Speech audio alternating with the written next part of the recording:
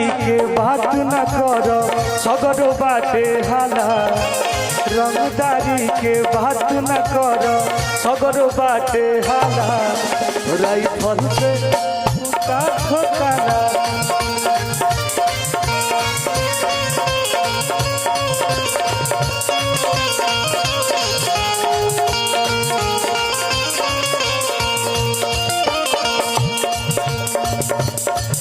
हरी रंगदारी के बात न करो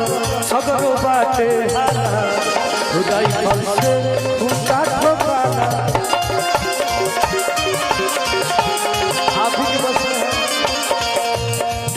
गैचा वाला भैया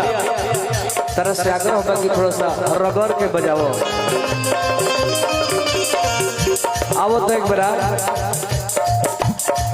हरी रंगदारी के बात न करो सगरो बाटे हाला राइफल से खूटा ठोकाला। और देखिए हमारे भूमाफिया हमारे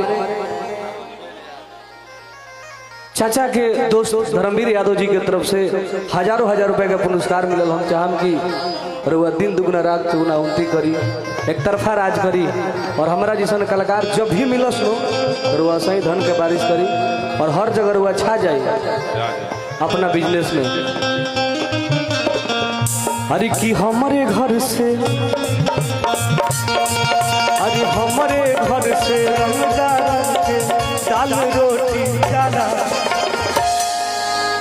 अरे कि हमारे घर से रंगदार के दाल रोटी डाला